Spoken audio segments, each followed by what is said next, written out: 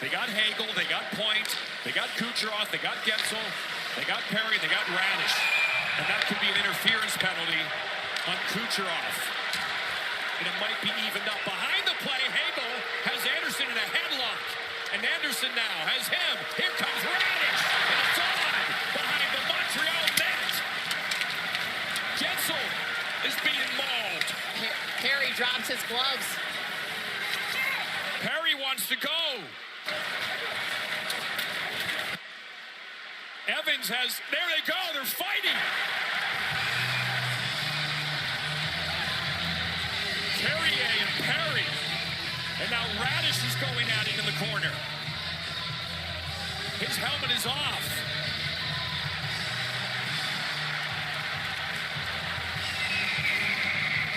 Like Matheson throwing a couple uppercuts. Now Hagel's back in another wrestling match. Now Guentzel and Evans are starting to wrestle. Everybody's got a partner. Carrier back engaged with Perry. Now here's Evans and Guentzel. They're going to try to go. Evans' gloves are still on.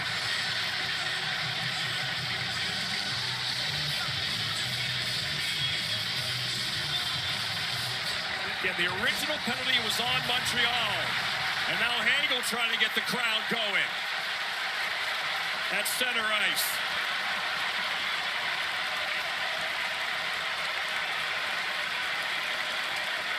How do we sort this out? There was a penalty that started everything on Montreal, and there was a long extended 6-on-5 for Tampa. Here is the penalty that started it in the corner, a high stick down there, and then that's on Nick Paul, and what happens is Mike Matheson takes that penalty. As they're entering the zone, Nikita Kucherov he tries to claim that that's nothing. That is a blatant interference, at least from that angle, and even watching it live.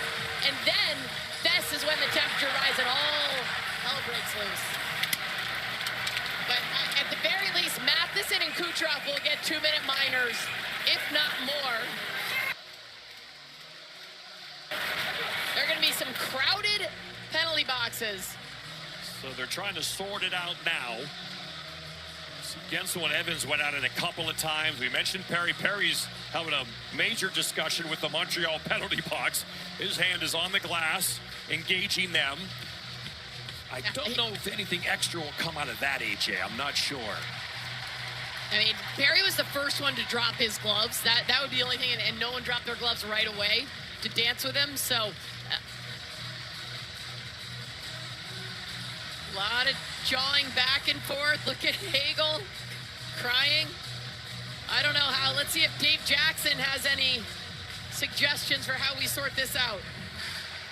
AJ, I don't have any suggestions for you. All I know is I've been in these situations before. Some of it my own doing. I might have caused a couple of these things. However, you've got the 2 original penalties, and then what you do is you're not going to get everything. You're not going to be, you'd have to sit behind a telestrator and pick, slow it down and pick it. They're not going to get everything. What they're going to do is they're going to get together. They're going to decide degree of guilt. Which team do you think was the most guilty? Who was the one driving this altercation? And they'll decide that team will get the differential. I'll probably be down 2 minutes. All right, well, we'll sort this out. We're going to shovel in Tampa and then let you know what happened from all this mayhem in Tampa, Florida.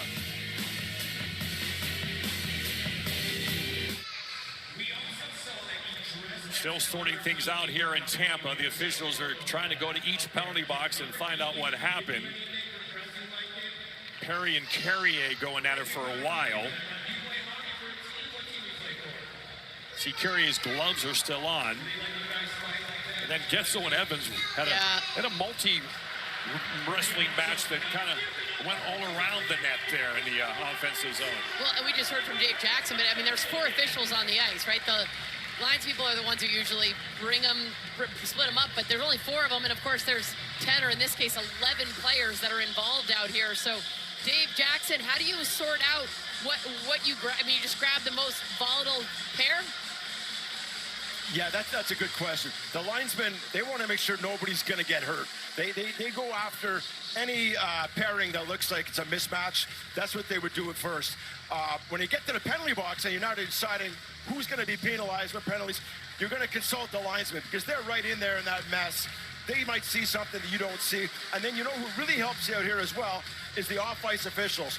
They are tasked with writing down all the pairings. They're not going to tell the referee what happened, but they're going to say, you know, number 10 was with number 8, and so on, all the way down. So it kind of jogs the referee's memory. That's a huge help in these kind of altercations. Yeah, that's what's happening right now, and here comes the call. Stand by.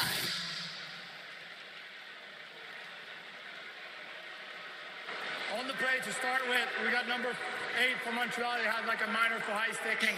Number 86 for Tampa has got a 2 minutes for interference. Number 10 for Tampa's got a double minor for roughing. And all the other players got a minor for roughing. Then Montreal will be on a power play for 2 minutes. So Corey Perry, that little extracurricular stuff, that was the difference. He was just kind of throwing some punches. Everyone else was kind of wrestling, so they deemed that. I think it's because he dropped his gloves, right? And he did that pretty early on, and Carrier didn't. And now Montreal, with that 3-for-5 power play they started this series with, let's see what they can do.